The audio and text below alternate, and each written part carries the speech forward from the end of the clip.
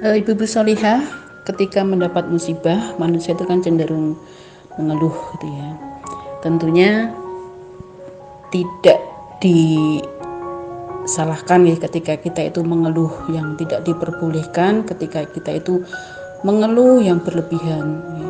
Kita boleh mengeluh yaitu kepada Allah ya, dengan tujuan agar kita itu mendapatkan pertolongan dari Allah ya. Kita berdoa, kita mengeluh kepada Allah agar Allah membukakan jalan, agar segala permasalahan yang kita alami itu segera mendapatkan jalan keluar dari Allah.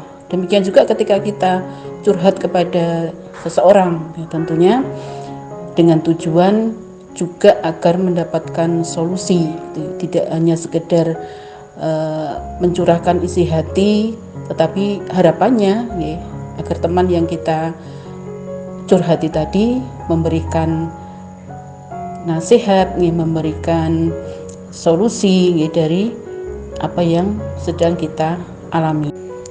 Yang kedua dari Bu Rina Gawanan ya, tentang menanyakan tentang kondisi temannya gitu ya. Ibu sekalian, seandainya kita dicurhati ya teman kita tentang kondisi yang seperti itu ya, kita senantiasa memberikan semangat gitu ya kepada beliau ya, agar tetap sabar ya menghadapi kondisi kehidupan yang seperti itu. Dan kalau memang kita ada kemampuan untuk membantu ya, monggo kita bantu ya, baik dari sisi ekonomi ya, kalau misalnya kita memang ada kemampuan untuk itu ya, kita bantu ya. Paling tidak kita sudah membantu berupa nasihat ataupun semangat, itu juga sudah baik gitu ya, apalagi ketika kita bisa membantu secara ekonomi. Dan kita yakinkan ya kepada beliaunya bahwa rezeki itu adalah hak Allah gitu ya. Jadi manusia diperintahkan untuk berikhtiar, kemudian berdoa memohon kepada Allah, dan akhirnya kita bertawakal kepada Allah gitu ya. Ketika Allah sudah menetapkan rezeki bagi kita gitu ya, dengan segala usaha kita insya Allah kita juga akan mendapatkan. Tetapi sekali lagi ya, kita berikhtiar dengan sekuat tenaga kita, jangan lupa berdoa, dan semuanya kita serahkan kepada Allah nih hasil akhirnya.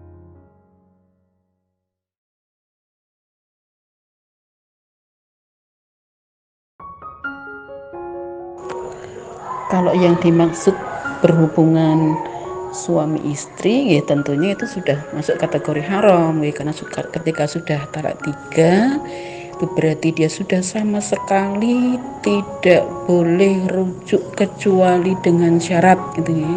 Jadi ketika seseorang itu sudah talak 3 ya, seorang istri ditalak 3, maka dia tidak diperbolehkan rujuk kecuali syarat ya, yaitu masing-masing sudah menikah dengan orang lain, kemudian masing-masing si istri sudah berpisah ya, ataupun bercerai dengan suami yang kedua.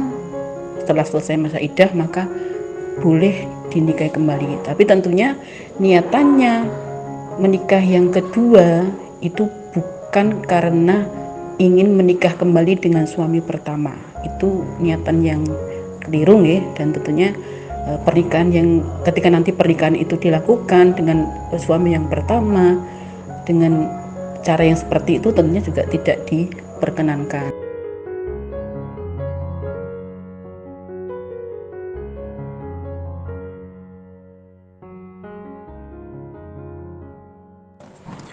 Saya jawab yang keempat dulu nggih, dari Mbak Purwati.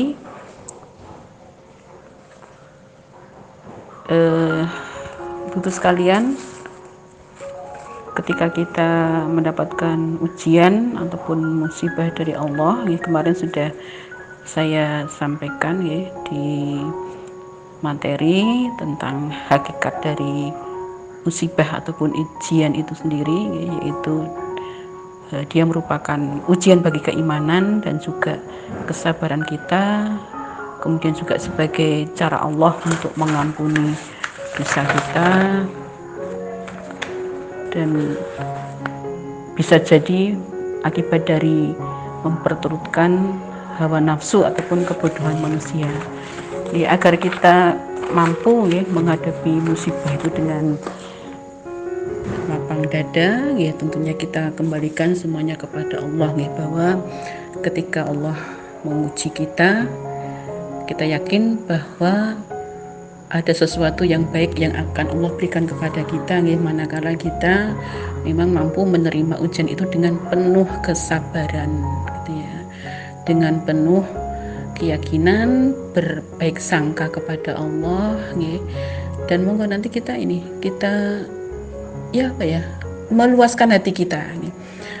Saya pernah mendengar satu pepatah ataupun perkataan begini, luaskanlah hatimu seluas samudra. Insya Allah segala hal yang pahit yang menimpa diri kita itu tidak akan terasa ketika hati kita itu seluas samudra.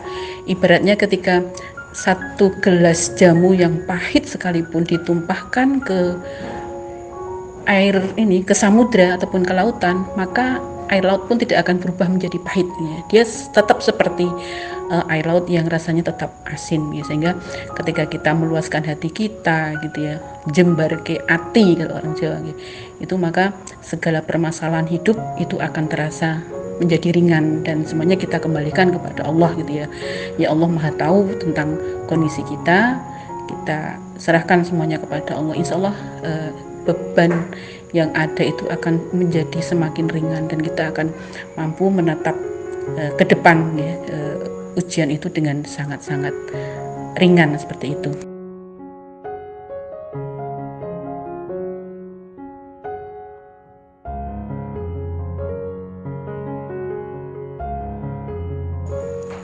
Untuk pertanyaan yang kelima ya, tentang suami yang memiliki kebiasaan buruk yang sudah sering dinasihati tetapi kembali lagi ya, tentunya sebagai istri ya kita tidak berhenti untuk senantiasa memberikan ya, mengingatkan suami kita ya, agar menjadi orang yang lebih baik.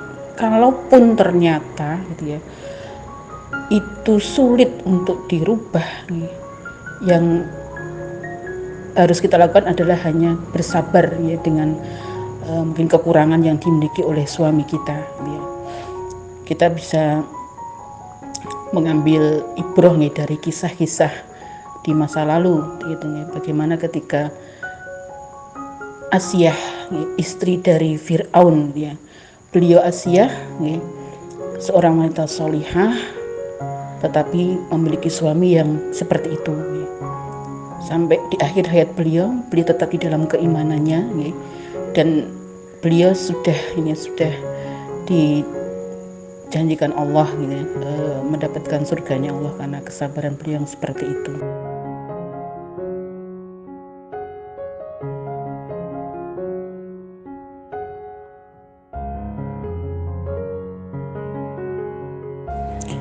Menjawab pertanyaan yang keenam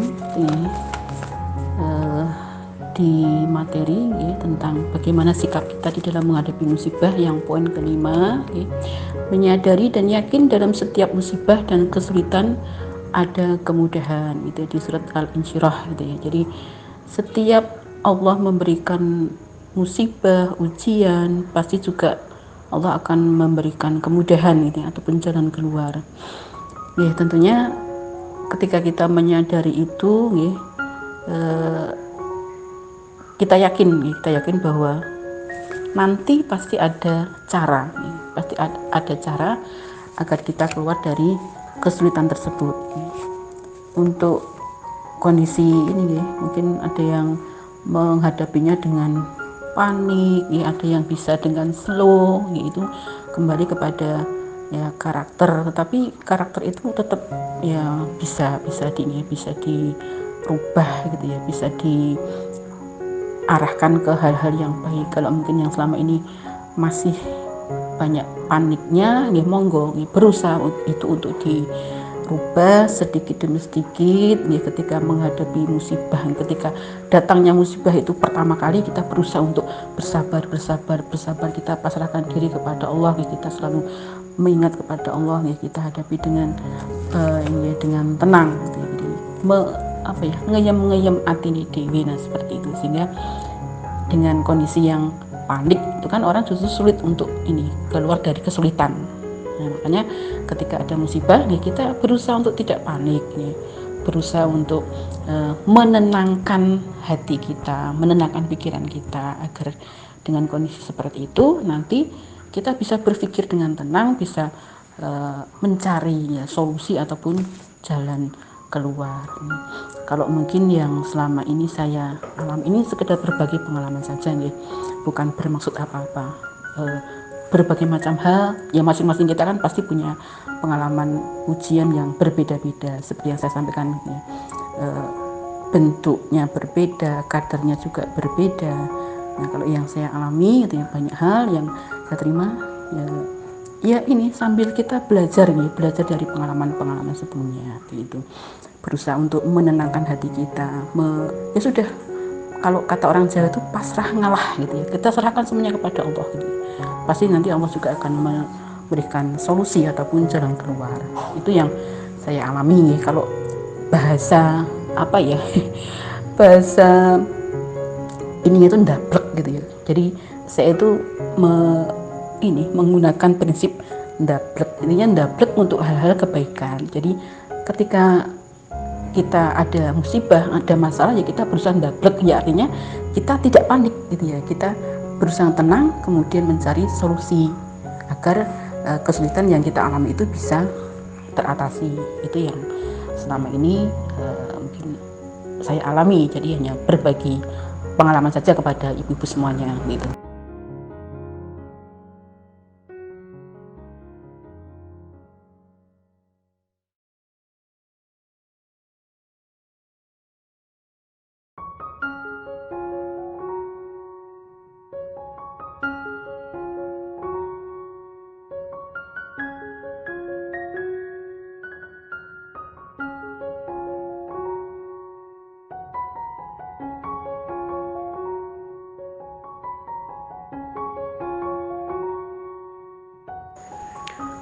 Untuk menasihati anak, mungkin saya tidak begitu banyak punya pengalaman gitu, tapi ya sekedar pengalaman ke keponakan saya gitu yang menjadi anak asuh saya. Jadi dia waktu itu SMP ya, sudah SMP. Karena kondisi orang tuanya yang tidak begitu paham agama ya, sehingga kurang sekali pembekalan ilmu, kurang sekali pengajaran kebaikan dari kedua orang tuanya, sehingga si anak ini juga sulit diatur. Karena ketika orang tuanya itu memberikan nasihat itu dengan cara yang kasar gitu, mungkin dengan marah-marah dan sebagainya, sehingga si anak juga malah justru tidak mapan. Tapi ketika waktu itu saya panggil gitu ya, saya ajak ngomong dari hati ke hati, saya sampaikan dengan perlahan-lahan ya, agar si anak itu juga bisa mencerna apa yang saya sampaikan. Dan ya saya lihat dari ekspresi wajahnya ya, dia mendengarkan, dia menunduk, bahkan matanya berkaca-kaca gitu. Berarti kan dia sudah apa yang saya sampaikan itu dia dengarkan dan masuk ke hatinya. Itu yang pengalaman yang pernah saya alami kepada keponakan saya gitu ya, yang usia SMP, jadi remaja.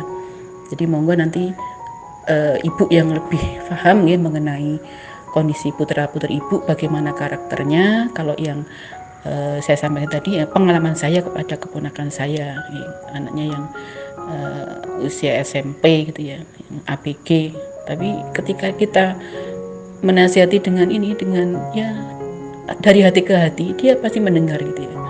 Bahkan tadinya dia sampai berkaca-kaca gitu ya, hampir menangis. Dan ketika saya sampaikan ya, dia hanya diam gitu ya, menunduk dan mandok-mandok seperti itu. Dan harapannya ya mudah-mudahan ya bisa dilanjutkan gitu ya, bisa nasihat yang saya sampaikan bisa diterima dan bisa dilaksanakan. Itu harapannya seperti itu.